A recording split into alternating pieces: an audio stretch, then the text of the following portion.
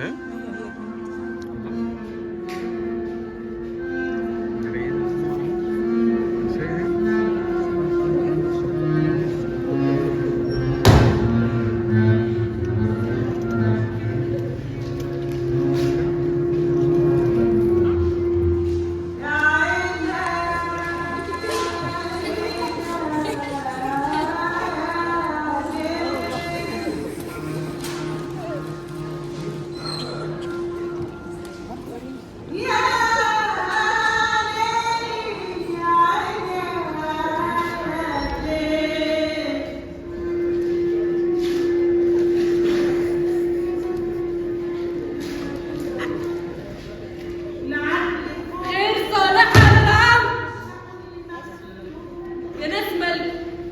ما تتقوا الله في اللي بتكتبوه شويه. هو كل واحد مراته تنكد عليه ولا هيتسجل له يومين هيجي يكتب له مسرحيه ويبليني بيها؟ خلاص ما فيهاش غير غرفه تستيكه اللي ترفعه ضغطها. ماشي يا حضره المؤلف السوي، ماشي. طب غير صالحها للعرض الجماهيري والسبب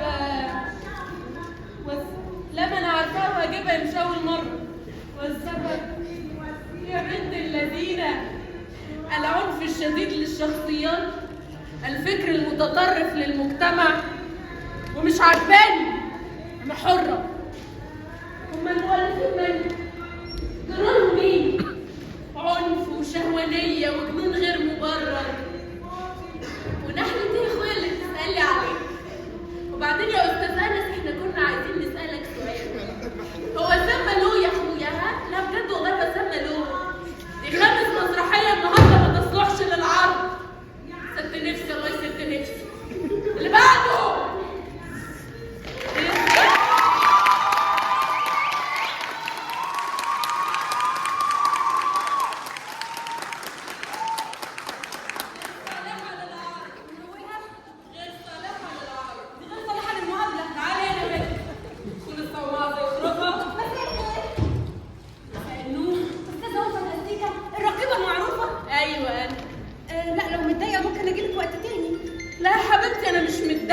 ده شكلي زي القمر.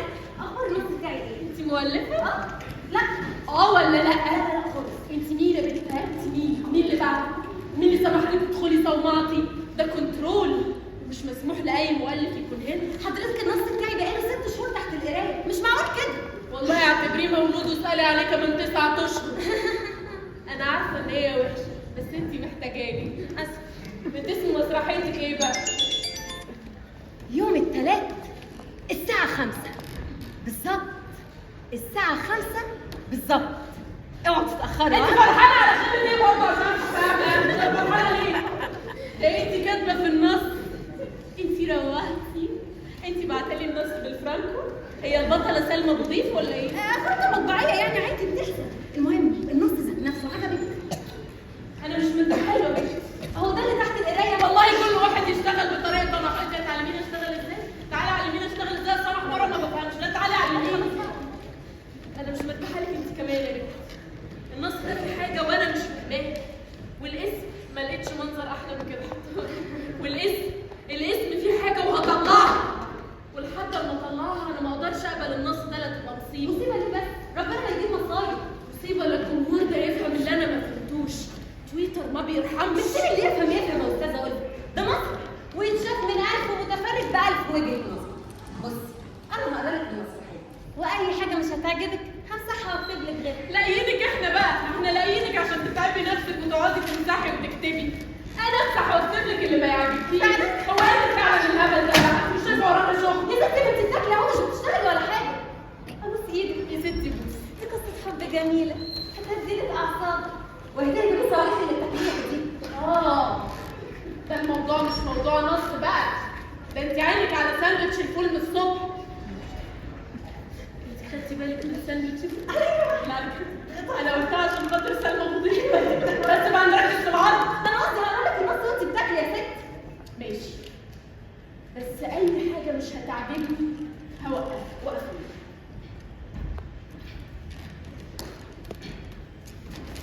ولو سمعتيني بقول امسك يا نرمين. ها؟ تمسكي اول اعتبرني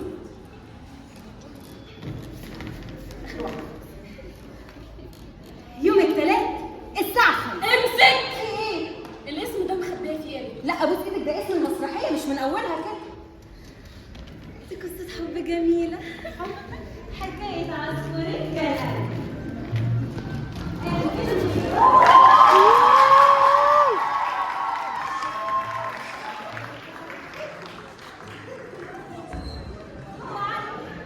وهي وفاة 3 سنين محدش شقة.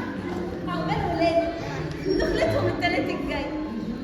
لو تشوفيهم تتمني عينك ما ترمش، ولو تسمعي بقى صوتهم تحسي بكمانجات بتلعب. يا رومانسية. انا عليلك يا لما الرقابه انا عليك.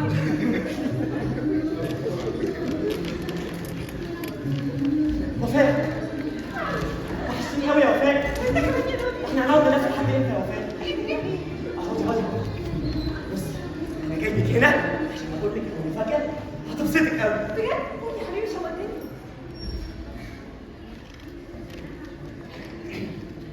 قعدت في الحمام مالها؟ يثبت يا وفاء. معقولة يعني؟ انت بتتكلم جد؟ لا مش مصدقاك. طب ولا سؤال؟ اهو سوير وفاء حصل. مش هتصدقي، الحنفيه بدات تنقط. لا انت اكيد بتهزر يعني. وامسكي اعصابك بقى، القنبله اللي جايه دي. هو لسه في علامة ثانية؟ لسه في علامة؟ لا امسكي اعصابك. قول قول ماسكة صوتك. اقول قول. بجد. قول. شباك ايه؟ اوضه النوم ماله؟ ركب يا وفاء. فانتاستيك. وفاء فوق يا وفاء، يا وفاء فوقي، فوق يا بنت. جميل. مين انا عارف. علي ايه؟ انت عبيطه ولا ايه؟ انا سمعت بتقول ان شباك البدروم ده راح في علي. شباك ايه يا وفاء؟ بدروم يعني اوضه النوم. علي. يعني خلاص هنقدر نعيش في شقتنا. خلاص نحقق حلمنا يعني. مين يا وفاء هنقدر نعيش في الشقه؟ اي نعم انتم نومك حاجه مش مجنون، والحيطان لسه على المعدوم، والهواء بيصفر في الصاله طول النهار علشان ما فيش شبابيك. بس اوعدك يا وفاء. توعدني بايه؟ انا معاك ما احلمش باكتر من كده. هي الجرل اوف اصلا محتاجه ايه تاني بعد كده؟ الجمله في ايه؟ الجمله في ايه؟ شيلين احمد بقى تعالي يا عم مامته اصلا ده فاكرنا كده عليا. انت هسيب لك البنت تقوم تفعص فيها واي لحظه اي حاجه فيها روح. الحمد لله على السلامه يا حماتي، دايما بتيجي في ميعادك. جبتي لوازم السهره اللي كنت عايزاها؟ شويه لب قدامي كده من مقله سلوني اصل كان عليهم اوف. كان عليهم ايه لا مؤاخذه؟ اوف على رجال يا ابو جهل. نفضلوا بقى نقصقصوا ونتفوا. احنا رايحين المصري مش هنزور الجماليه يا جديده. شفتي الورد ابو السر اللي عايزه تتجوزيه؟ بتتريق على امك. انا عايزه اسالك سؤال. هو كان من اهلك؟ مش من اهلك. يبقى تقفل ضمك وتشيل قدامك. علي. هتلاقيش يا وفاء، مش عشان تقولوا لكم ازاي هيهزموني. حسبي الله ونعم الوكيل، قلت لك بلاش امك. تعالي في ايد امك يا روح امي. امي دي مديني. هو الولد علي ده مثال على قله التربيه وقله التغذيه. دي صوفي. يا صوفي ستر بالله تيجي على بقك يا حبيبي. اظبطها بس.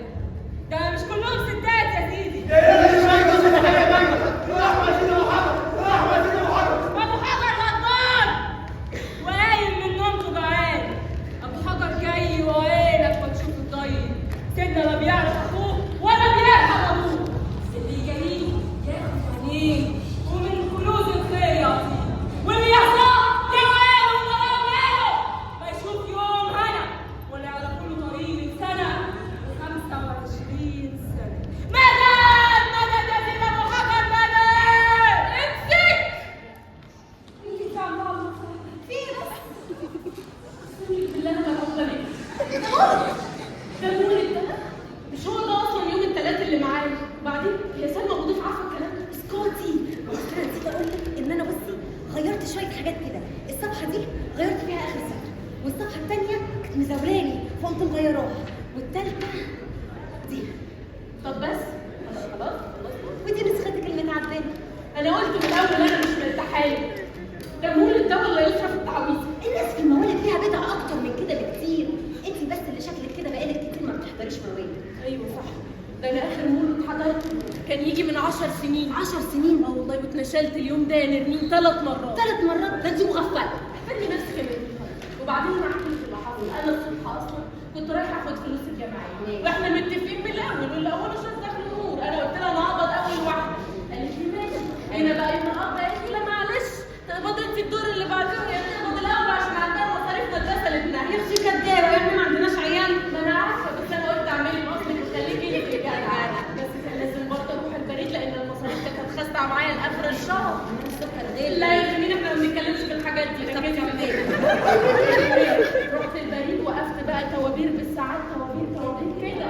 بتقول لي معلش مش هينفع. بتقول لي كنا حاجزالها شيل نص الشنطه دي. لا لو على الشنطه اديكي شنطه من بدايه العرض ما بتكتب. دي قالت لي ايه اصل انا معلش مروحه رد عيني. ودي قالت لي انا جوزي هيزعلك يطلقني. ليه يا حبيبتي؟ هو احنا في كوافير ليله عيد ولا ايه؟ اقسم بالله ما سكت. انت مالك؟ عماله تحكي بنتي ده صاحبيني على اخر الارض. انت اللي بدوني. ما انا حره. بعدين هي يعني الموالد اختلفت قوي عن زمان لدرجه انها تبقى بالمنظر ده. شوف المنظر. الناس في الموالد بتبقى اكتر من كده بكتير. دي بقت مظاهرات. مش موالد يعني. ما تيجي نكمل قرايه. ماشي بس استني قبل ما نكمل. انا هاخد الست دي استنوني. انا حاسه ان انا شفتها في البيضه والحجر. راحت لاحمد زكي انا اعرف. انت بالبطايه بتقولي ايه وانا بنزل؟ والله ما بقولش حاجه. انت بتهدديها وانا واقفه. قومي معايا ما تخافيش. قولي بقى ماذا تفعل الحرب بالحالمين؟ وحياة امي ما هسيب العرض ده النهارده الا لما يجيب اول.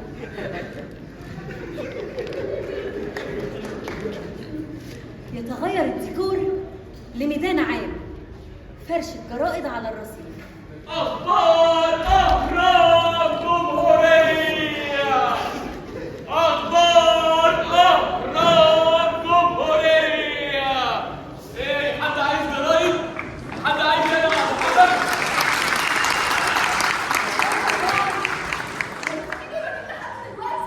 إزاي يا جدعان ده أبو حجر مولع الدنيا.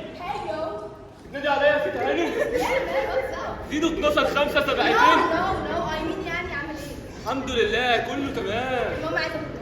اخبار اهرام جمهوريه. احلى بيراميدز احلى نسيم. اخبار بيراميدز جمهوريه. ابو حمد رجعنا بركاته ويهبط على كوبري ستانلي. استنوسه. اخر الكوبري. في كمان السريع ظهر رجل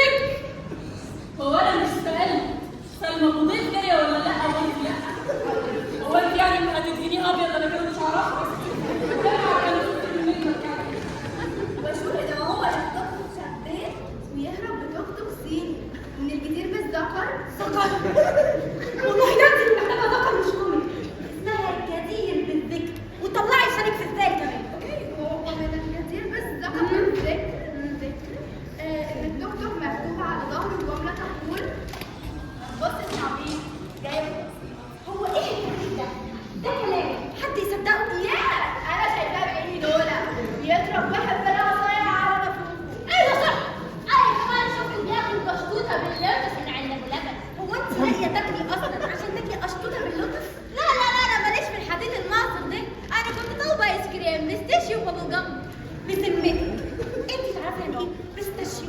ايوه البتاع الاخضر ده اللي بيحطوه على الكريم وكشفها البرسيم، هو اصلا برسيم بس الوكاله فلوس فندق عايز ياخد تجاليع. وين جورج بجد انت قلتي كل الحاجات الغلط، سبتي الحاجه الوحيده الصح. كان فن! انا كنت حاسه وانا جول ان السكريم متملح ليه، وانا اللي مفكر راشد حاطط لي صور بابا جول. صداع من كتر الجهل يا جهله انت. وين انا جهله؟ تعالي شوت داون شوت داون. I mean انت تهدئي من روعك يعني. وانا اصلا من روعه كبير، انا اصلا روعه وهفضل روعه. وات؟ انا سفرة وانت شايفه عليا كراسي؟ ما تيجي تغدي عليا احسن. يا جماعه ركزوا معايا هنا، هو في اصلا صاحب مقام اسمه ابو حجر. طب فين مكانه؟ I don't know. انت تسالينا؟ اكيد عند ابو لبن.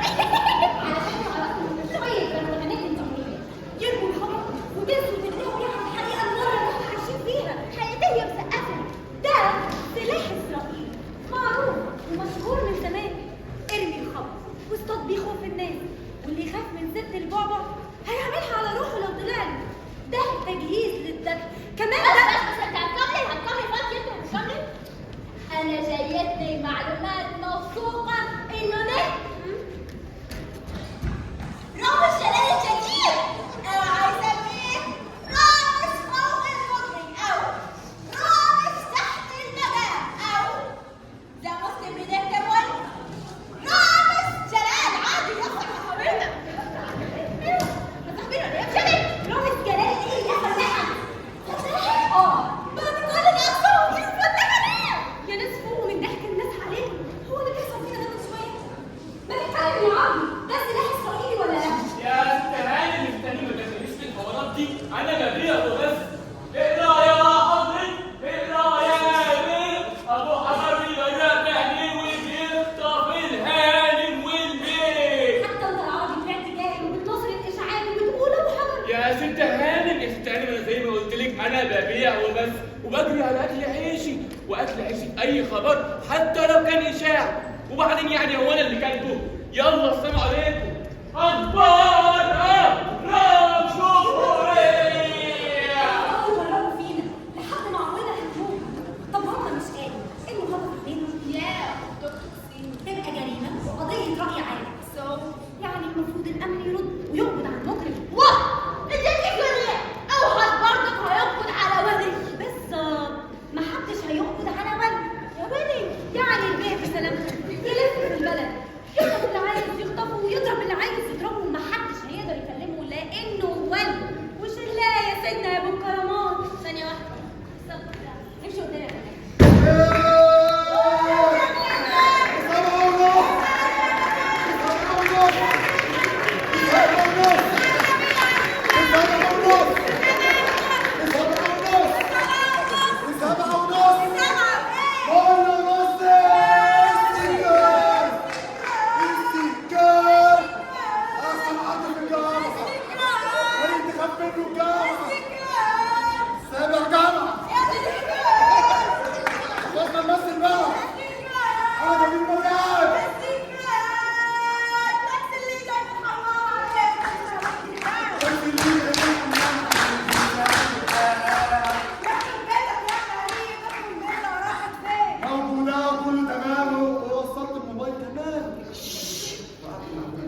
خلاص بقى نشر بيتها، نقلع القناه بالراحه عشان الناس ما تتخضش.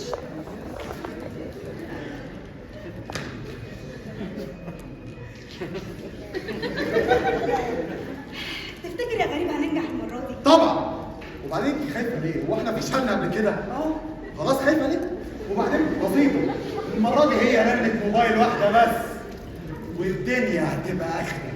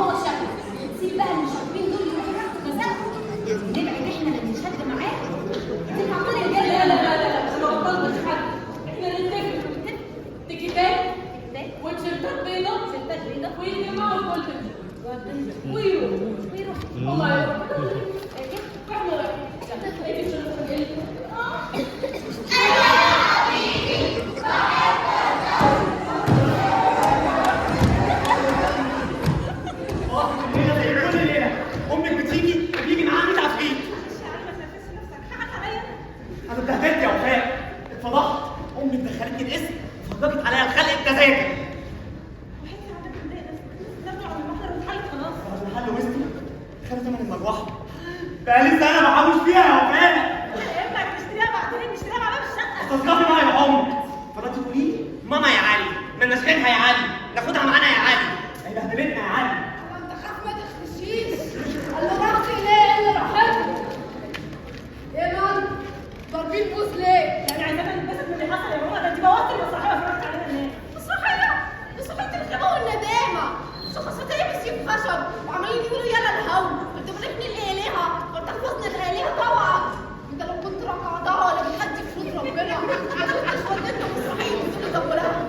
بس انت انا حاجة بعرف عن الفرد وفرد النفس وفرد الذات. طبعا بتقشري 2 كيلو لب على قفا الناس يا وليه يا مفتريه، كنت عايز رجاله. ايه الجراد ده؟ انا كنت اللي خدتك معانا. لو النبي انت عايزني اسيبك مع السنيورة لوحدهم وترجعوا لي فجرات تتغيروا، اسيبك في البلاد في الضلمه توريك بقى الشمس بتشرق منين؟ باخد لنا تاكسي ايه؟ اخيرا هتحل عني. تاكس وهنا يا اسطى. شيل اللي اتقلبوا شفتي الكاميرا؟ ايوه جريت عنه. انا مش عارفه تخليها ودماغك تزعل. عمل فيك ايه بس؟ يا بنت يا نتني، استغفرنا. بقول لك ايه؟ أنا بحبك طب ما تتجوزني. أهو. انت مجعبس كده ليه؟ يا برموزة. ايه ده؟ هو ده مش مقاطعة؟ ده طيب وبيحبني، ماما بس مش هتعرف تاخد من بنتي السنه اللي عليكم مش حرام عليكم يا ماما. انت تعرفي عشتك انت وهو موظف الكحيان وماله الوسط بس يا ماما. يا بنت يا سندريلا الشوز. يا خبر الساعة 12.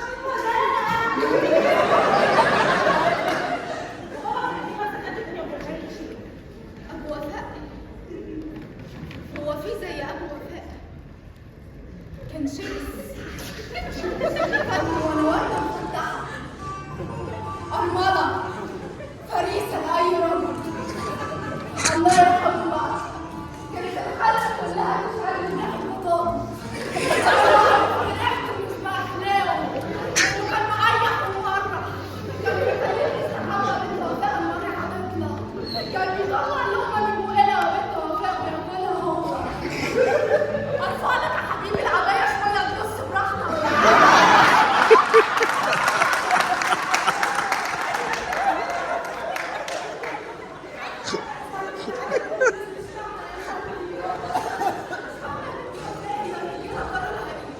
بيموتوا على نفسهم كده لو شافوا واحدة حلوة بياكلوها بعينيهم كده بقول لك ايه؟ خش عليها الموبايل تحت رجليها شد وجهي. ربنا يستر. بقول لك ايه؟ لا اله الا الله. خير. محمد رسول الله. مؤمن. ربنا يستر. بقول لك يا حاجة يعني رجلك شوية. عايز رجليا في ايه وشعت من رجليا انت عمال تحكم في الصوت وتبص على طاولة مني في ايدينا أنا عايز بس يعني عايز. انا عارفة اشكال كل دي اكل بشرية يا حاجة أنا عايز. عايز تفسد اخلاقي عايز تفسد حياتي عايز تتحرش بيا نتحرش بيكي؟ نعم. لا يا امي ما تقلقيش، انا اللي عايزه.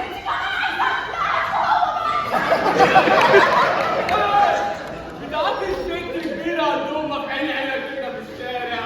ترى ايه يا عم؟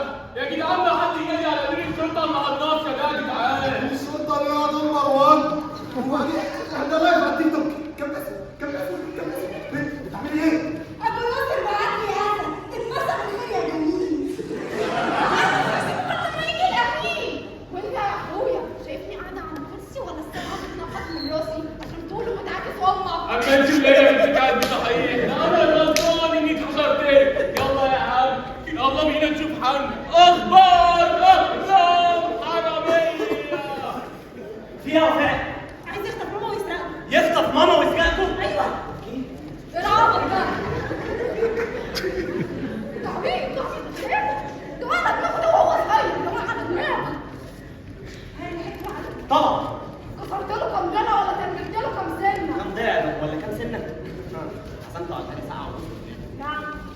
يا اسطى في امك. هو ده جواز القرايب يا بنت وفاء اللي جبت تخلف ولا يلا يلا يا حماتي اداك سواق عشان نخلص. الله ايه ده يا حماتي؟ اخيرا فكيت الكيس وجبت موبايل. انت كان صغير بقى. لا يا حبيبي السن لقيته تحت رجلي باين وقع من حد. حرام عليك حد اللي كان بيسلك. خد يا فالح شوفوا بتاع مين ورجعوا لصاحبه ما تلهفوش حتى انا عارفاك تاخد مال النبي. مقبوله منك يا حماتي عشان خاطر الواد استحمل الشغل. انا الورد لا في الشغل. بتلاقي على خيبتك انتي وهي.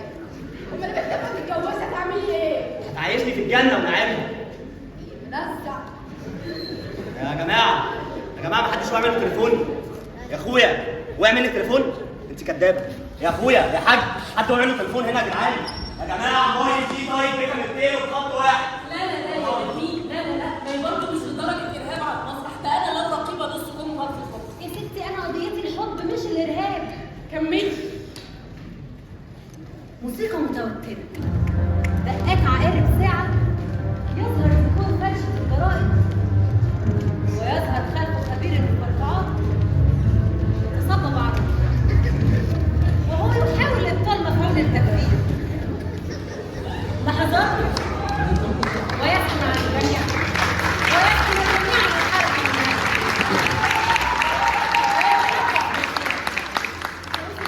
الحركه خلاص انا تمام. انت عارفه عبد الله ونوس؟ مين عبد الله ونوس ده؟ مش مهم انا هعرفك عليه. كملي انا عايزه اعرف.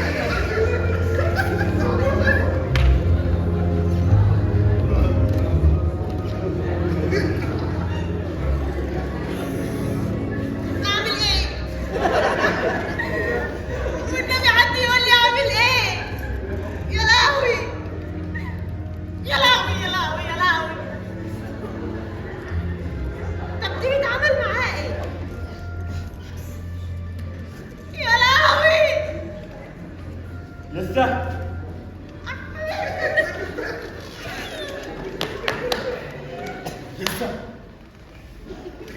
لسه وربنا لسه وربنا لسه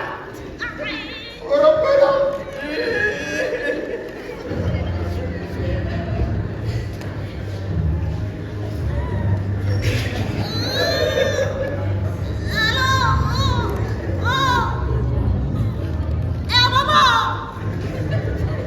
بعدني ليه؟ انا مش عارفه اعملها. انا هعملها على روح انت ليك ايه؟ خلاص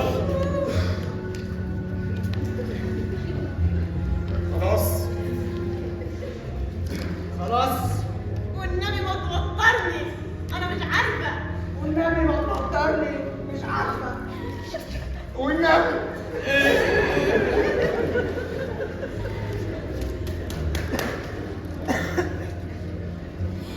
باشا تعالى. سؤال واحد. هو كانت خضرا ولا حمرا؟ حمرا ايه يا باشا والله العظيم روقته.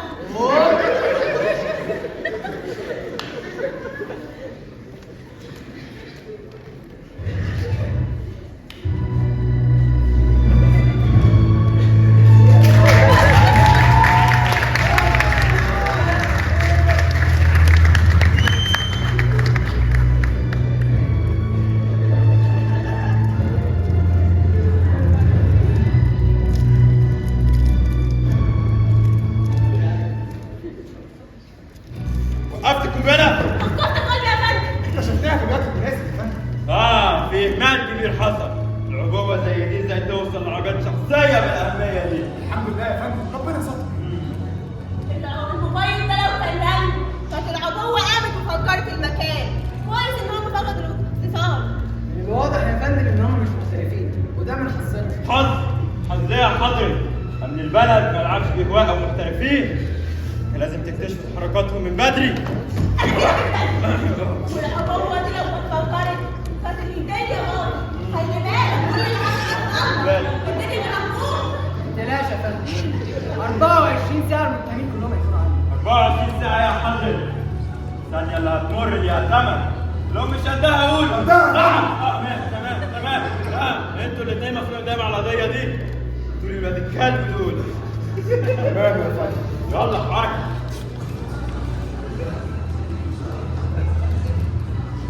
شلال سيدنا ابو حجر، شلال في باب الخطر. اهلا بكم اعزائي المشاهدين من امام مقام ابو حجر. دلوقتي هنستضيف شخصيه سياسيه هامه عن الاحداث الجاريه. تصريحات سيادتك يا فندم بعد وجود ابو حجر في الشارع اللي تسبب في فوضى ورعب وصار لدى المواطنين. ادينا جنب المام اهو. انت شخصيا خايفه من حاجه؟ لا يا فندم ما شفتش حاجه تخوف. الله ينور عليك، ما شفتيش حاجه تخوف ولا هتشوف. دي مشكلتنا يا بنتي في اللي بيقولوا انهم شافوا اشعه الكذبه دي بين الناس. ارادوا يثبتوا ان البلد ما فيهاش امن يقدر يحميها. طب مين يا فندم اللي اشاع الكذبه دي من وجهه نظر حضرتك؟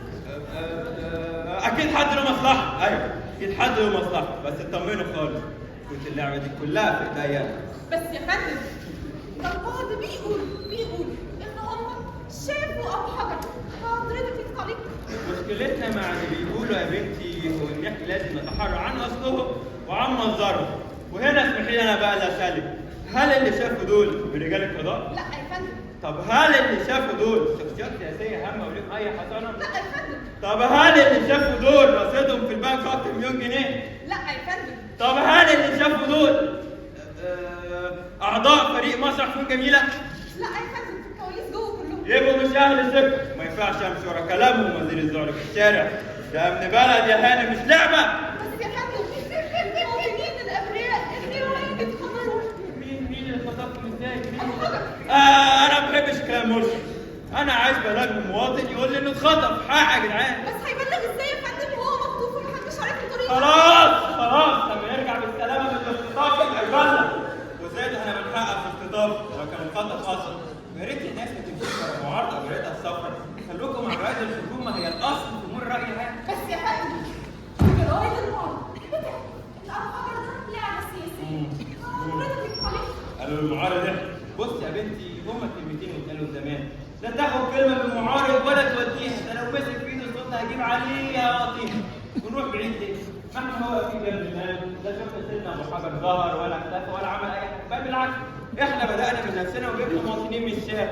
بعضهم قال انه شاف سيدنا الوالي فدخلناهم جوه المهم عشان يشوفوا سيدنا الوالي. تقدروا تساليهم بنفسك. وهنا اعزائنا المشاهدين من امام مقام ابو حجر تظهر حقائق على مسؤوليه شخصيه مسؤوله جدا. وصرح بان ابو حجر لازال في المقام وان خيوط اللعبه لازالت في ايدي الامن. وهنا الشهود العام ماذا نسال؟ ممكن تقول لنا شفت ايه عند ابو حجر؟ انا اعمى شوف ازاي. ممكن تقول لنا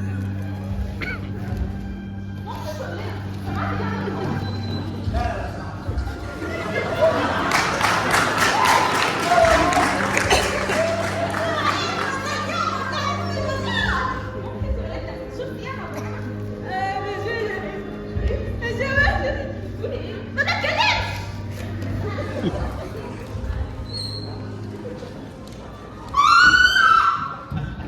قال لك ارهاب قال مفيش ارهاب في مصر ثم انا قاعد على الكرسي. لو في ارهاب فالرؤيه بتاعتي.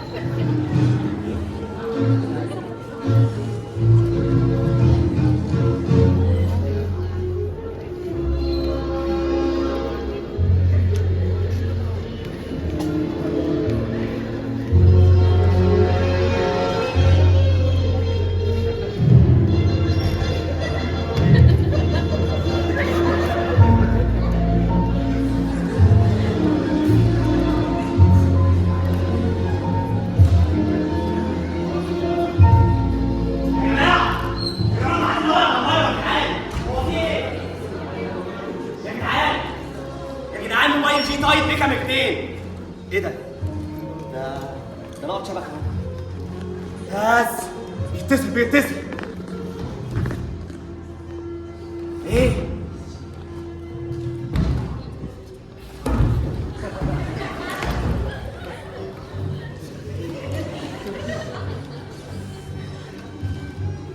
الو طب ثانيه واحده. سامعني كده؟ ايوه كده الراجل سامعك كويس. مين معاك؟ انا علي. علي مين؟ استنى. اسمك ايه يا عم؟ ايه؟ اسم علي كمل. بتتكلم منين يا عم؟ انا بتكلم من المنشيه. فين المنشيه؟ في اسكندريه يا عم. منشيه في اسكندريه. صايم. الو اسكندريه اتحركوا على المنشاه بسرعه. الو. الو. ايوه يا عم، انا بحاول اتصل بيكم من الصبح بس الشبكه كانت واقعه. شبكك اتوقع؟ ايوه. استنى كده خليك معايا لحظه. حلو كده؟ لا تعالى يمين شويه. يمين. تمام قوي كده. هات فين بسرعه. خط اللاين شبكه من برج 200 متر من المنشاه يا فندم. الو. الو يا علي. الو.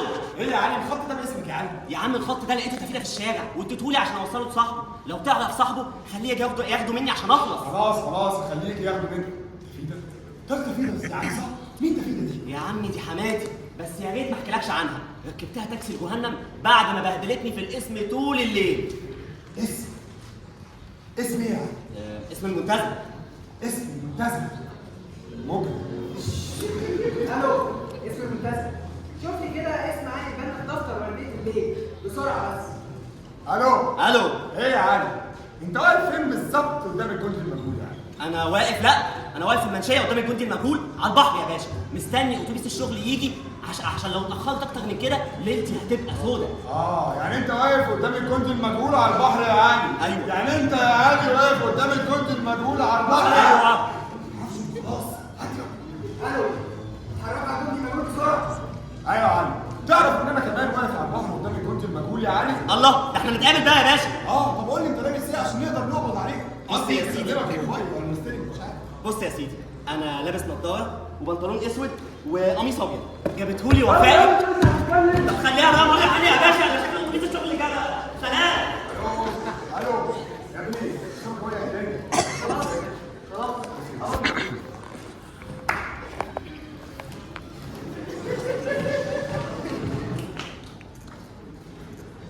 يا نهار اسود يا نهار اسود، اجهاب وقنابل، الموبايل عملتيها فيا يا تفيدة الكلبة. هو فين الكلب ده؟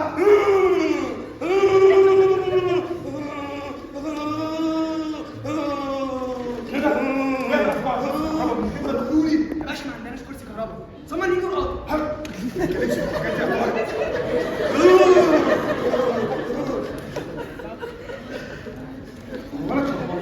هو بيتكهرب ولا ساعات؟ يا باشا ده شكله كده بيمثل. بيمثل. فكرني بمتهم قبضنا عليه من حوالي 3 سنين كده على ام بي سي 3. كان اسمه داني الشبح. كان فكرة منه شبح انه هيهرب مننا بس بعون الله 24 ساعة وكان هنا عندنا واعترف. يا باشا داني الشبح ده انا قبضت عليه مرتين قبل كده. طب انا قابض عليه 3 مرات قبل كده، هو وعمه مكسي. لا لحظه واحده يا فندم، عمو ماكس ده كان في بنتنا. لا يا حبيبي ده شكلها بتعمل كده ليه يا ولد؟ شوف يا باشا بتحملوا في الكل بتجيبوهم هنا كده، فقلت اتدرب يعني. ما تجربش. شكل فعلا الافلام مأثرة عليه قوي. فكرني الفيلم اللي اتفرجت عليه اول امبارح عن شاب افريقي بسيط. لا حرب هايل ما يتعوضش. تخيل بيت في الغابة سعر رخيص دمية مسكونة. يا باشا ما خلاص يا باشا ما خلاص. ايوه اسمه ايه الحيوان؟ عايز بند 30 سنه موظف على الدرجه الثالثه في مصنع تابع للجيش، ملوش اي ميول سياسيه ولا انتماءات فكريه متطرفه. فتشت شقته؟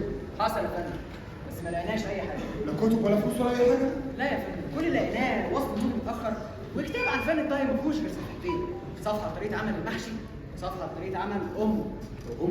علي. لا يا غالي كانت هتبقى علي لما الاستاذ كريم عبد العزيز مسك فخذ الاستاذه منى زكي. لا يا باشا، كان في 17 جنيه ونص جنب وصف النور. 17 جنيه ونص يا هلا ماشي مش هيقطعوه. لا ما تقلقش ما كده طيب وانا ما بتكلمش في الحاجات دي. ما دخلش اي بنك شركه صرافه اليومين اللي فاتوا دول من بقك في باب السما يا باشا. لا يا فندم ما دخلش. كده القضيه اتصعبت قوي يا طارق.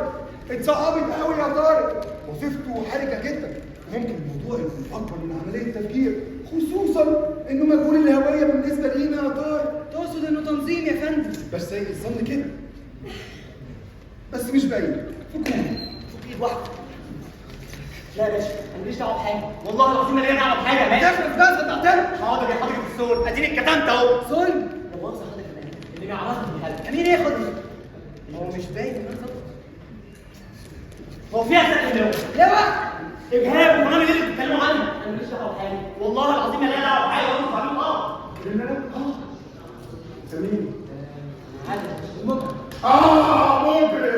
ولا الموبايل ده لا يا باشا اطلاع ايه؟ ده موبايل لقيته كنت بدور على صاحبه عشان اديهولي لقيته طب حد ليه موبايل زي ده برضه يا علي؟ قصدي الاسود يا فندم في لقيته اديهولي عشان اوديه صاحبك بس والله مش عارف اللي فيه ولا ليا دعوه بيه والله ما هو حالك هو يدخل معلومات بتقول انك موظف غلبان ومديون مش وهو في موظف مش مديون يا باشا عادي يعني اشتغل رغاي بعد الدور. لا يا باشا اجهاب ايه؟ انا موظف بس يتمارس عليه الاجهاب ولا يمارسوش اخاف من السجلات السنويه لا تاجل تجريتي وتضيع العلاوه اخاف المرتب ما يتخصم منه جنيه واتفرم وسط الاقساط وما اقدرش ادفعها اخاف لو واحد مصنع الصبح الاقيهم خصخصوه واتسوق في الشارع يا باشا انا عايز عشان اخاف يا باشا مش عشان اخوف والله موظف غلبان يا باشا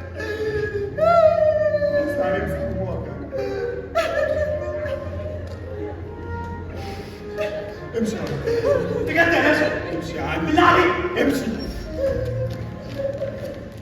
يا باشا بقى انا مليون حلو قوي راجل يا عم انا فيها يا باشا مغلق مش فيه وانت بقى مش عارف شو شغلك. كنت في المسرح امبارح انت وحماده وخطيبتك يعني صح؟ انت غاوي مسرح يعني هو منعول يا باشا الرئيس اللي بيقول انكم اتخانقتوا مع متفرجين واتصاب منها ثلاثه لازمتها ايه بقى التمثيليه البايخه دي؟ لا يا باشا دي ما كانتش تمثيليه دي كانت مسرحيه ولاد الثلج وولاد الرمل وولاد الكلب والاعلانات في كل حته يا باشا وشغال 30 جنيه رحتوا ناس ايه؟ كفيله يا باشا الله يخرب بيت امها على قفا الناس اللي قدامي كلمه منهم على كلمتين منها مسكوا في بعض وانا في النص كنت واقف اسلم يعني انت لو وصلت قنابل السلوك لا يا حبيبي ده لك شوان ديك شطوطي قنابل السلوك كنا بنجيب السمسميه ايام الشغل لا ايوه المستندات اللي دي تحركات المستند ده 48 ساعه اللي فاتت يا فندم 48 ساعه 48 ساعه يعني يومين الله ينور عليك ذاكر. دخل محلات موبيليا وكام مول تجاري اشترى حاجات ب 30000 جنيه 30000 جنيه 30000 جنيه والعبوات لقيناها هنا التخطيط كان مترتب له مدرسه يا فندم. يعني تشتري حاجات ب 30000 جنيه اهو يا موظف يا غلبان ايوه يا فندم كان هي كنت عاملها عشان الجهاز تفكير ايه بس يا باشا يا جماعه انا هتجوز بعد اسبوع وبجهز شقتي مش هفكركم طب والله العظيم انتوا بتضيعوا وقتكم معايا مسكين في البني ادم الغلبان اللي ملوش في حاجه وسايبين المجرم الحقيقي يتيح في البلد سايبينه في الشارع وسط الناس ومش كده وبس ده يمكن يكون بيجهز مصيبه ثانيه مصيبه ثانيه انتوا قلبتوا كده ليه؟ انا بقول يمكن ايوه يا اهل يمكن انت هذا وامامك هذه الخريطه وهتعمل هذه الجريمه اختر العباره الصحيحه من بين القوسين معك بص يا باشا انا ناظر ضعيف بصراحه يعني كده كنت علمي علوم وانا كمان كنت اجنبي بجد والله كنت في ناس تاني مش فاكر اصلا كنت داخل معاك مين انا كنت في اللي ورق عينك في ورقه. بص يا باشا انا هعملها هعملها في اي حته ولا عادي بص ممكن اعملها هنا مثلا جليم دي جليم ايوه يا ابني يا عم لا الو عمليه اسكندريه ايه يا ماما الو يا ماما هتاخر هذا صحابي مع اصحابي شويه في الشغل يا ماما رايحين نادي الشرطه هنزل بسين جبت المايو يا ستي وفوطه كبيره عشان ما اخدش بقى الو بتقول ايه؟ لقيت عبوه في مبنى مصدوم عبوه في عم خلف وانا مش هرد عليها هقول لك عن باقي الاماكن الثانيه بس انا قلت يمكن برضه انت متهم بالتخطيط والتدبير دي عمليات ارهابيه كبيره قوي بحرجها تفكير اماكن مهمه في البلاد ما حصلش واستغليت مكان عملك لتصنيع العبوات اللازمه. ما حصلش انت عندك موبايل مقبول الصنع لتفكير العبوات بتاعي يا باشا رحت المسرح وعملت خناقه لاثبات شغل يا جماعه انا مواطن يا دوب مواطن حلمه الوحيد ان هو يسدد ديونه ويكمل نص دين وبقول لحد خبيني انا والغلبانه اللي خطبها من سنين وقربت تحمد جنبي دي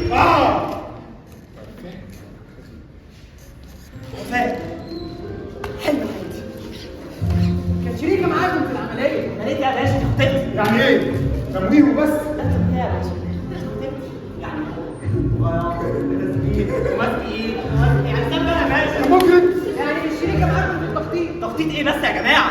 يا جماعه احنا عمرنا ما خططنا لحاجه الا للجواز. طب انا عمري ما عرفت هدف في حياتي الا من يوم ما قابلتها. عرفت هدف في حياتك. حلمت معاها نمتلك السعاده، نمتلك السعاده، نبني حياتنا بالايمان والحب. بالايمان والحب. نخطط لبكره بدماغنا، دماغنا احنا الاثنين وبس، بدون تدخل اي حد ثالث وسطنا، خصوصا تفيدي. وكر بيه ده ضيع خلصت خلاص. خلصت خلاص. الله ينور مبروك. استاذن انا بقى يا شباب عايز اشوفكم. يا عم خاطر حقي بقى. ايه يا ابني ما خلصتش خلاص. عامل حركه ما فيش شيء قبل بتعمل حركه. يحزن بقى عشان ما تحبس الاول. يا عم استحملني الله يخرب اقف على مكانك يلا. يا سيدي اعترف.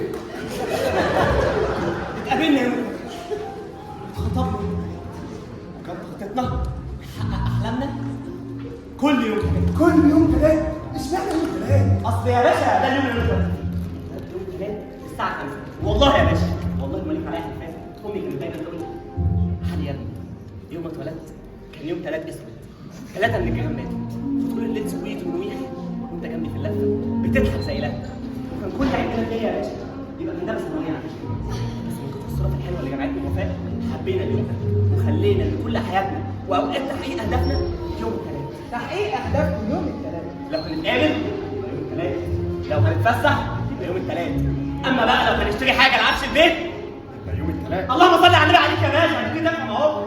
حتى يوم جوازنا حددناه يكون يوم الثلاث، يوم الثلاث اللي جاي ده اليوم اللي هيتغير فيه كل شيء. يوم الثلاث الجاي ده اليوم اللي هيتغير فيه كل شيء. انقلاب يعني. تقدر تقول يا باشا انقلاب على الحياه العصبيه واللانش والطعميه، انقلاب على تشتي الغسيل اللي اكل ايدي وتنفيذ الكليم اللي بيتفرج عليا نسوان المنطقه يا باشا، انقلاب على الوحده وعدم النظام وبدايه حياه جديده بنظام جديد. ياه انت يجي اليوم ده بس يا باشا. ياه انت يجي اليوم ده بس يا باشا. معلش بس الانقلاب ده هيحصل الساعه كام؟ لا يا باشا ده الفرح. ايوه يا علي الفرح هيبقى الساعه كام بالظبط؟ يوم الثلاث الساعه 5. كل سنه وانت طيب. طيب لازم ننزل دلوقتي نحط الرمل اجدع دقيقتين عشان نشرف الراجل ده بفرحه. يا عم الحق اموت نفسي. قول الدفيل يكون عنده باي شكل ممكن. وفاء وفاة بس مش موجودين في بيتهم يا فندم. ابعت لي حملات على الاماكن اللي ممكن يكونوا متواجدين فيها. ما تقلقش انا هتصرف. وفاء وتفيد هربانين كده يلا. مالهمش دعوه بحاجه يا باشا، مش هربانين. انت عملتهم. ما غيرتش حد يا باشا. وفاء مالهاش دعوه بحاجه، وفاء مالهاش دعوه بحاجه يا باشا. طب والله لو حد لمسها يكون اجابه بجد وقلب الدنيا. ايه يا ابني مش كده؟ انت ازاي يا باشا؟ انا عليها يا باشا، انا على وفاء يا باشا. مش عندنا يا علي. افهم وفاة مش عندنا يا ابني. لا عندنا، مش عندنا. لا عندنا، مش عندنا. لا عندنا، مش عندنا.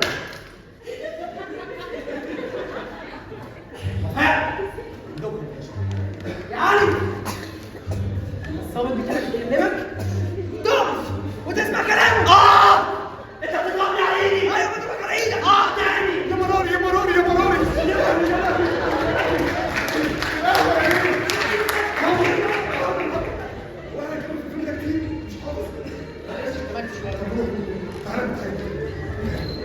لازم نتكلم هنا عشان نقدر نساعدك.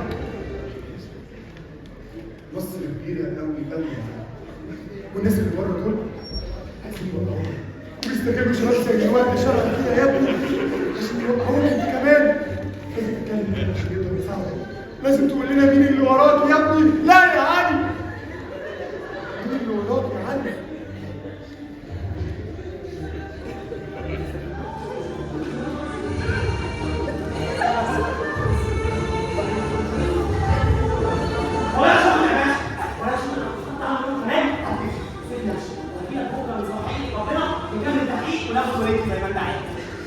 والله انت هتستغرب يا ابني الصغير انت اهو. بلاش دعوه يا باشا. ماشي خلاص يا طارق بقى مش كل شويه هو في ايه؟ روح يا عم. ايش كمان يا عم؟ ده بيحصل معاك يا عبيط. بص ايه رايك نلعب تفاصيل القضيه دي كلها واطلعك من الموضوع ده كله سايبالي. شايبالك؟ مش دي الكلمه اللي بيقولها الضابط للمتهم في الافلام العربي القديمه وبعد ما يعترف بي ايوه ما احنا عايزين ايه نطلعك من القضيه دي، نطلعك منها يا ابني. وبعدين ده في الافلام، اما احنا في القضيه الحقيقيه عايزين نتكلم عشان انت نساعدك يا ابني.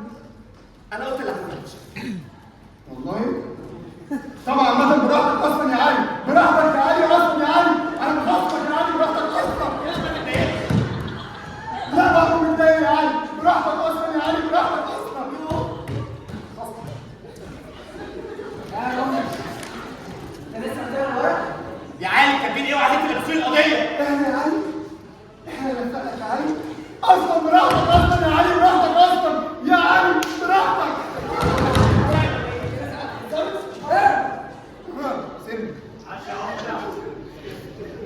هو ايه الاقواس والخطوط دي؟ نمتلك السعاده؟ دليل شعوركم بالتعاسه والشقه، ده اللي خلى عندكم رغبه في التغيير وقلب النظام. نخطط لبكره؟ دليل تخطيطكم لتفكير البلد. يوم الثلاث الساعه 5. ده اعتراف كامل لقلب النظام وتغيير البلد يوم الثلاث الساعه 5. انا مش همضي على الكلام ده يا باشا. هتمضي؟ مش همضي. لا القضيه نفسك لمسان. لو قطعت لي حاجه مش همضي. لو عملت فيها قطع ودوست على جدتي برضه مش همضي، لان بريء يا باشا، بريء يا باشا، وما عملتش حاجه يا باشا. الله ايه ده مش متهيألي يا علي؟ ايه ده يا حبيبي؟ انا عايز محامي يا باشا. خلاص بنجيب لك محامي. ولا نقابه المحامين نفسها تقدر تعمل لك حاجه. عايز حد يرد على السؤال ده يا باشا. هجيب لك حد يرد عنك الظلم يا ابني. في نبرة ست. وعايز ايه؟ هجيب لك واحد محامي. فول بوضه. فول بوضه. والباشا ما ياكلش. ولا انا بنحاول ايه؟ بنحاول ايه؟ ماشي.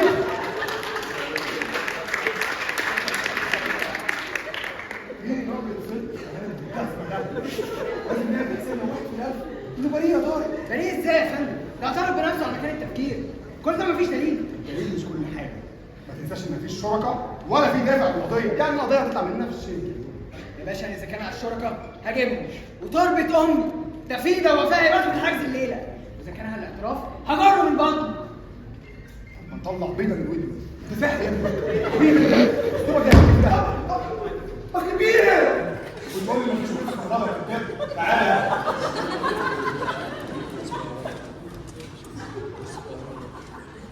ماشي قول لهم نسيت؟ طيب يا اخويا عدت على المحاجر عاملين حوار انزل صفيه تمام؟ انت مكاني هنا يعني تمام وفاء وتفيدك من عندي العيشه تمام يا فندم. عيله بحاجه محامي وليمون ساقع لعل ليه ما تقلقش ما تدلف له رجله بالمره. ما تستصرفش بص يا ابني هو ايه ده؟ مش هو قال لك ما تستصرفش انت كمان بس لو انت اللي عملتها اقسم بالله العظيم لا كنت. لا لا والله العظيم بريء يا باشا، بس انا خايف على الله قوي. خايف؟ خافش طول ما انا معاك يا ابني. اوعدك محدش هيلمسها والله العظيم. لو حد لمسها يكون اوعد يا باشا انت تعمل فيهم كده. والله العظيم نعمل فيهم كده. ربنا معاك. لا اله الا الله محمد رسول الله يا باشا.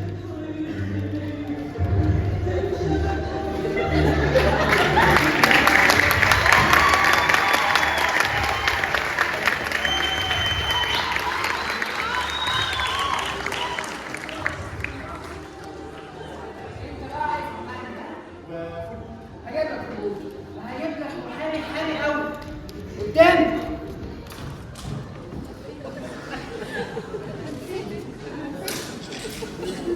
تعالي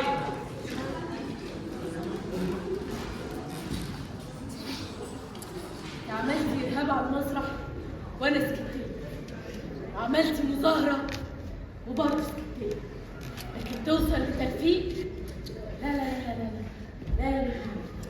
استاذ رفعت المصري، هو في حاجه؟ مش عارفه انا اندمجت والله العظيم، انتوا عاملين حلقه حلوه قوي بجد؟ والله العظيم انا فرحانه والله ما شاء الله. روح بعمل لي كوبايه شاي. دي عشان كوبايه شاي تشربيها، شكل كده النص عجب. طول ما انت بعيده عن الرموز واسم العطارين راضي انا يعني مفيش اي تعليق عن التحقيق؟ تحقيق ايه؟ التحقيق معاك؟ لا اطلاقا، قسما بالله التحقيق معالي ده هنشيله كله. نعم؟ ازاي؟ طب والنص؟ ده كنت هيفقد اهم ما فيه. تعالي صوتك ليه يا نبيل؟ مش بعليك. ما انت مطلعاه مجرم على ايد اتنين ظباط، ده احنا بعد العرض ده هنبقى ماتيريال لاحمد. يا ستي انا ما قلتش نقطة، انا قلت متهم.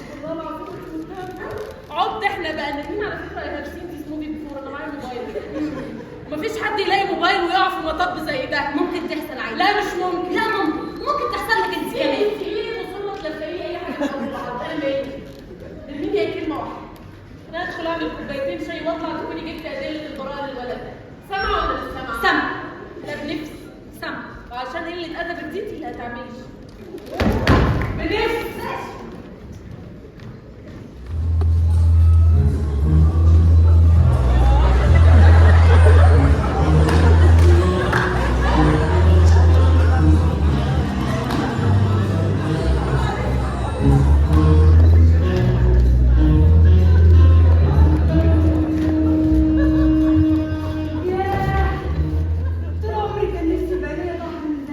يا كرنج. مين؟ انا الظهر. يا ظهري. قومي بدل ما تصلي ظهرك. ايه الاخبار؟ زي وشك مفيش ولا عربيه اتفجرت. وانا ناوي مالك ايه؟ جمال سيد. تعالوا نسرقها. تديني فانوس اخراسي. ابو تقل دم امك. خلاص هنعمل ايه دلوقتي؟ انا مش عارفه كل التركترات خلصت اللي في الشنطه خلاص بقى. وانا كمان يعني هنعمل ايه؟ ممكن نرجع لشغلانتنا القديمه. هنعمل ايه؟ نبيع سجاد.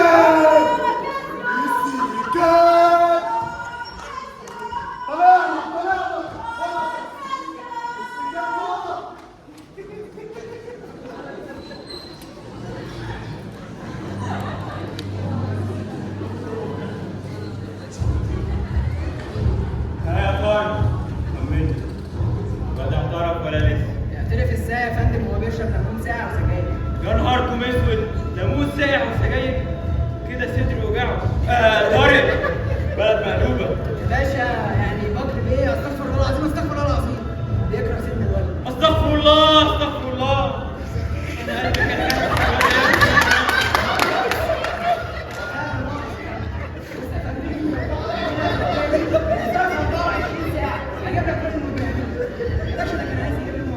استغفر الله. حبيبي لا يا ابني. مالك؟ محمد طارق.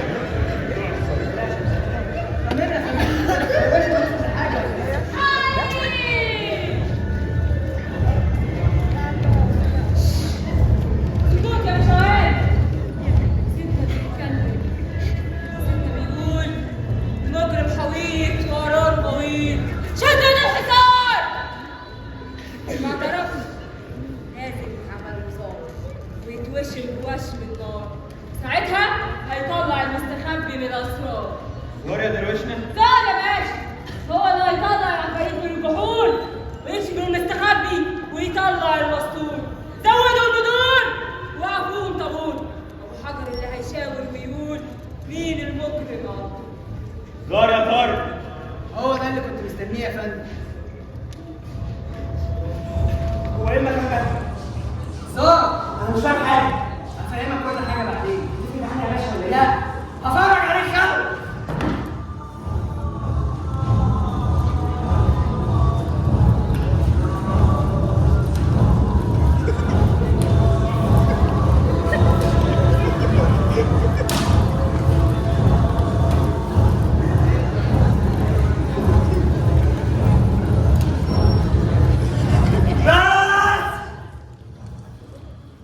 وسمع عص وامر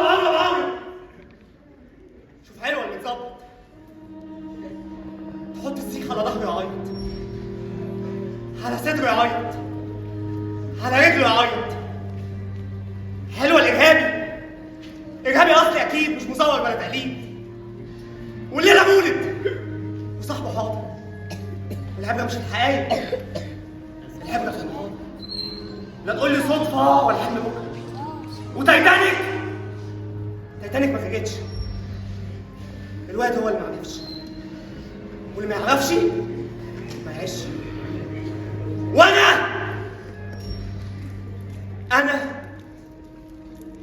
عايز اعيش. والليله حنتي. الليله ايه؟ حنتها. بكره نفلتها. بكره ايه؟ حنتها. عشان ما حدش ضامن الاستاذ السلام يبقى لازم احلم، وكله لازم يحلم.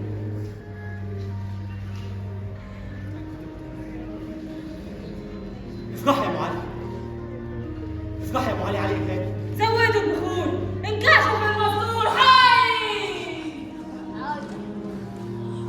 ام علي زعلانة ليه؟ افرحي يا ام علي علي إرهابي. افرحي يا ام علي كده قدامي. افرحي يا ام علي. اعطيني يا ام علي. صوتي يا ام علي وعالي الصوت.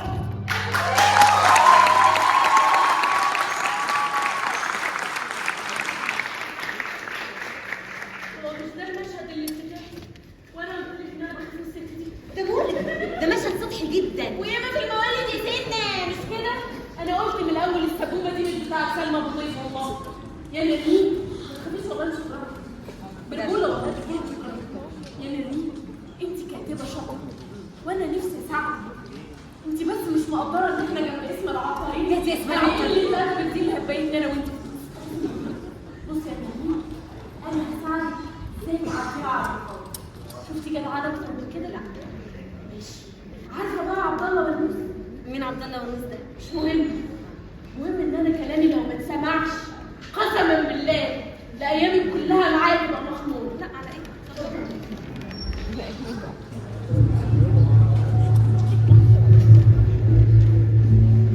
حد لابسك يا وفاء؟ قولي لي انت كويسة؟ يعني لو كنت لبستك كنت هتضايق. عيب يا وفاء، راجل في بيتي. هو انا حد لمسنا عالي؟ مش خولعي بقى. نهار يا تفيدة. هو يا الدنيا تفيد. نهار يا عروسة.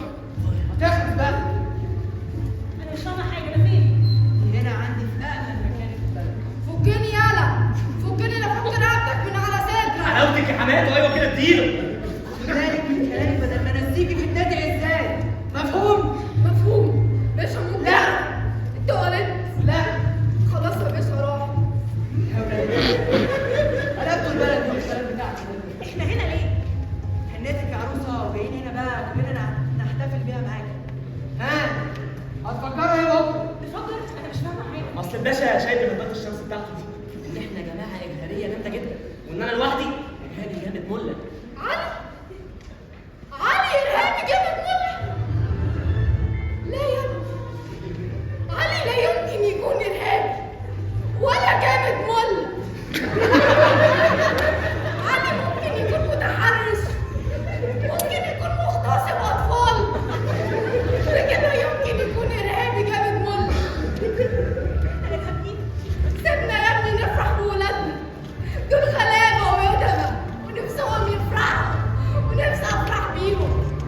ياه، معقوله يا حماتي؟ انت بتقولي الكلام ده؟ ده ابني يا علي، ومهما قسيت عليك ده من حبي ليك مش من جري.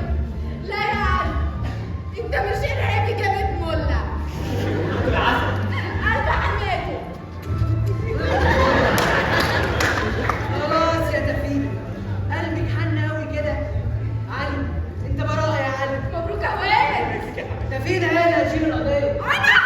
طب بص بقى يا باشا، علي ده إرهابي وشيخ مصر، بيسرق صندوق الجامع وبياكل من اليتامى وسفاح أخضر قرش. ده احنا مسمينه الحاجات تقيلة. ده بيروح يصلح المراوح بيرجعها من غير ريش. وبعدين كده بنشوف الله يخرب بيتك يا وليه، هتوديني في داهيه. انت عايز مننا ايه؟ الحقيقة قلنا انتوا بتكدبوا عشان تنفذوا من الجريمة. احنا قلنا الحقيقه، انت اللي مش تصدقها، وخوفك ده مشكلتك لوحدك بقى. مشكلتي يا جماعة إن ودني ما بتسمعش غير اللي أنا عايزه بس. كل الكلام الباقي ما بسمعوش. يعني لازم دماغنا في الحيط. طب شوف لنا حد يسمعنا لو كنت تطرش. اهدي يا وفاء، كده كده مش هيسمعك. لا لازم يسمع، لازم يفهم ان حياتنا هتبدا بكره مستحيل نفرط في الدنيا. بكرة ده هو يوم الثلاث الساعة 5. معاك يجي الكوكب بوم. ما تستغربيش، ده اللي انا شايفه. مين اداله حد يشوف حلمنا ده كله؟ ما تخلصوا بقى، محدش يتكلم من غير إذن. شايفين الصورة دي؟ شايفاها يا تفيدة؟ شايفاها يا ابني ولا ضريرة؟ فيها راجل طيب وشه سمح قلبه أبيض. ده مين ده يا ابني، أبوك؟ ده والناس لازم يتعلموا أي ضابط في البلد دي. شكله ساب على كل اللي حاول معاه، لدرجة إننا كنا هنفرج عنه. عارفين طلع مين في الآخر؟ اكيد لو كانت القضيه في ايدك يبقى طلعت باللادي. ده طيب قوي، اكيد لفت له ضهره. ده الممول الأول وأكبر عملية إرهابية تمت في البلد، ولولا سيد أبو حجر اللي اكتشفها بدري كانت البلد راحت في داهية. أبو حجر؟ مين ابو حجر ده؟ هعرفكم عليه قريب قوي، وهتملسوا أيام كمان. لا يا باشا، بص ايديك، بلاش الضرب اللي عليك. انت ليه مصر تعذبنا؟ لو عندك دليل ابعتنا نتحاكم، ولو ما عندكش سيبنا نروح يا اخي، ده بكره التلات. عفرتيني بقى من الكلام بتاعكم ده. انا هغيب الاسبوع خالص. فاكريني هسيبكم تطلعوا تفجروا البلد ولا ايه؟ ومين اداك الحق تشوف فرحنا قبل الناس؟ اصل انا عروسه ما اتعزمتش على الفرح. نوريك فرحنا يا حضرة الظابط، ولو اني شاكه انك ظابط اصلا من ساعه ما شفتك. والله انا قلت كده، ده اخد تحت جيبي. طيب ايه خطتكم لبكره؟ امتى وازاي وفين؟ انا هقول لك يوم الثلاث الساعه 5 وفي اجمل مكان في مصر، الكورنيش. فجروا البحر ولا ايه؟ هنكون وسط الغد، وجنبنا بتاع الذره اللي ياما اتعشينا عنه، وبتاع البطاطا اللي البطاطا بتاعته بتدفينا واحنا سقعانين. وبتاعت الورد اللي دايما بتيجي في اوقات غلط. ورد يا بيه، ورد يا حنة، اشتري ورد يا رب تتجوزي. ادعي لنا يا حاجه يا رب. هكون لابسه فستان ابيض، هكون لابس بدلتي السوداء. هيكون حوالينا الغريب والقريب بيغنوا من غير ولا دعوات ولا رنات. هندعي كل واحد معانا، هنوقف كل الاتوبيسات، واي توك توك وموتوسيكل، هنعزم كل الركاب اللي في الشارع، والميكروباصات اللي فيها. هنتجوز. لا لا، في حاجه غلط. في نظره صدق في حلمهم، زي ما اكون شايف فرحهم قدامي. يا باشا شفنا بعينيك يا باشا، احنا الحقيقه مش مجرمين. والنبي قطموا وعايزين يفرحوا. هو في ايه؟ انا مش عارف اوصل الحال ايه؟ لانك بتدور في المكان الغلط.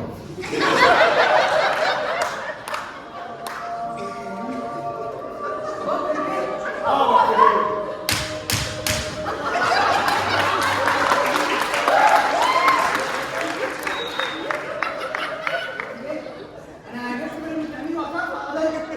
دول المجرمين يا طارق.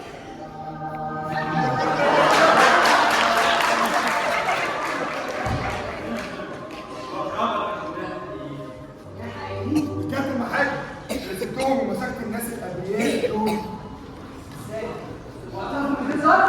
كل حاجه لما تدلون على الوقت والموبايل كده ضايع منهم فعلا، ولو الناس البريئه دول اللي جبت منهم الاعتراف ازاي ما اعرفش؟ القضيه قضيتي يا باشا، ومش من حقك تتدخل فيها طول ما انا ماسكها. مش ده كلامك سيادتك؟ انت بتتخيل قرارات من دماغك يا حصابل ولا بتقول عليك يا صاحبي؟ لازم تكونوا من دماغك. انا كنت بنام في الارض بعمل التمويل ده. هو حاضر من الليل اهو مش ده؟ انا فين في الحته؟ سبحه انا ما اعرفش بتتكلم عن ايه. انا معلش سيبها في حاجه، انت بينك الجنين ده هو كان ايه؟ انت مش بعيد تقول عليا انك كنت بتشوف ايه جنب الظهر وبرضه شلاها سيدنا محمد شلاها اسف يا فندم. اكيد طبعا ما كانش بيحصل. ما هو ده اللي كان بيحصل فعلا يا فندم. احنا عمالين نسال وحاجه مين يا حصابي؟ تظابط يا دجال وحاجه الوهم ومش موجود غير في حاله المريض. عبر الضعف والخوف، واحنا غير القانون لا احنا ضعفاء ولا بنخاف من حد الا من في حاجه غلط. في خلل حصل. الترويش والمولد فين الامن؟ فين الامن؟ انت لا يا حصابي، واحد اللي بتقوله مفيش ابو حاجه، مفيش مهام، في قانون. اسمعك يا باشا انا عرفتك عن ابريائكم. انت تفكر في الشغل يا استاذ رحمي. انت دلوقتي انت بتحاول التحيه يا حصابي. انت تسلم سلاحك ونظرت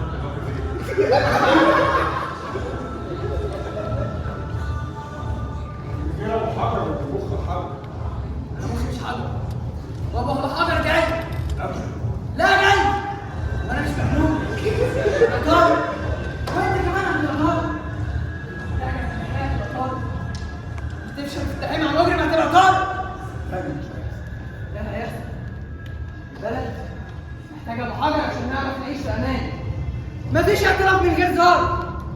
وعشان الكل يعيش كلكم محتاجين طارق جنب طارق جنب طارق. من غيري العفاريت هتسكن بيوتكم وافكاركم وجداتكم. انا الصح وكلكم غلط. كلكم غلط. فين البوكس؟ البوكس!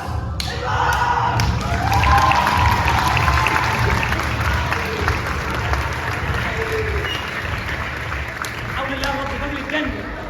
وانت كمان مين كان عدائي؟ حسب والله يعني كنت متاكد انك ظابط بجد.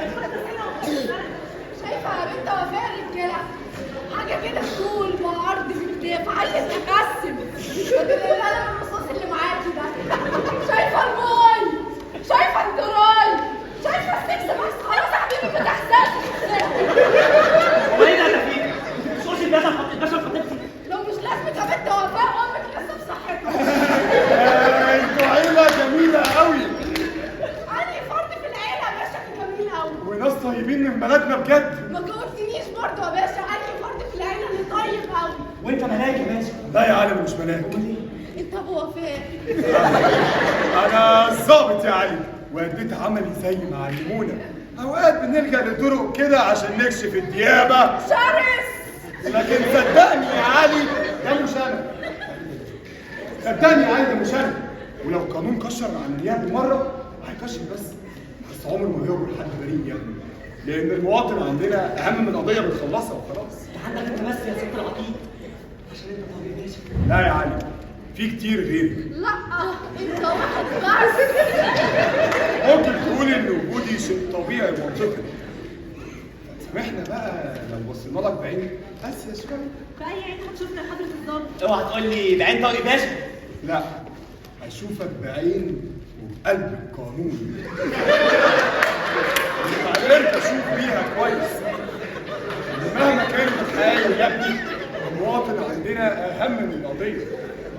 لو عين القانون يا باشا مش لاقت ولا اتخرجت. اهو فهمك. يبقى ساعتها تسمحي لي يا فندم. اسمعك طبعا انا بحبك. اسمحي لي استعين بعين صديق ليا. ممكن اعينك يا علي؟ علي برضك. طب ايه اللي شدك معايا؟ ممكن اعمل كده يا باشا. روح يا علي. علي انت بتفكرني علي؟ لا يا وفاء انا من الحضره الجديده. ايه ده الحاجه الجديده؟ الحضره يا خط النار. تمثال دمار؟ خيبانه مساحه.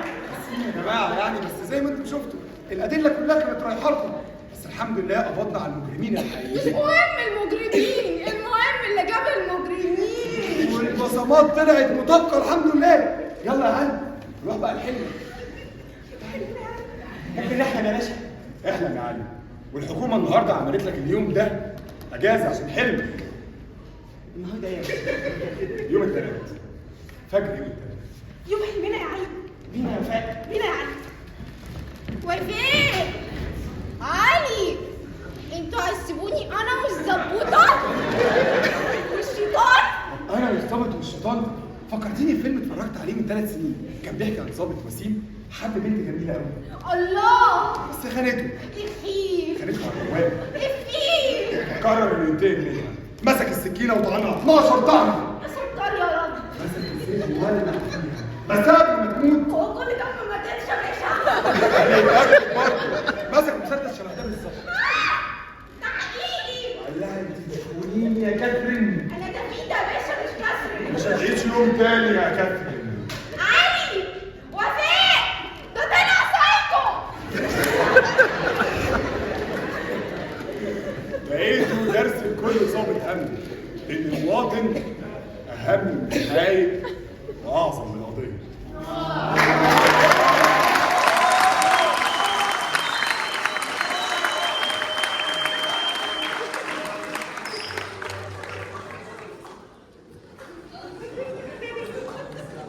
انا فرحانه قوي يا نرمين. انت شايفه احنا عملنا ايه؟ بعد كده كل قفلات اشرف عبد الله انا اللي هكتبها والله العظيم. نرمين بصي انا عايزاكي تقفلي لي العرض على الطول ده. احنا اقسم بالله ما هنلاقي زيه تاني كده نفس الطول. بصي بس انا عايزه اقفل العرض كده. بصي انا كنت عايزه اقول لك حاجه. احنا كيسنا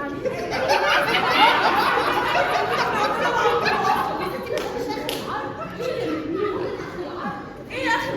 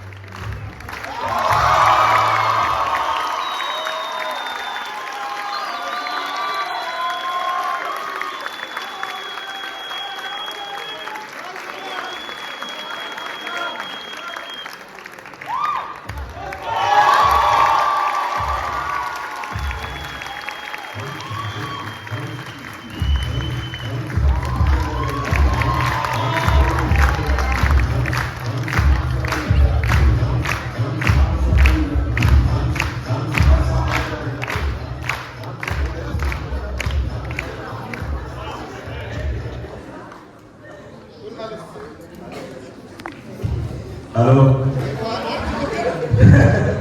تمثيل اعضاء فريق مسرح فنون جميله.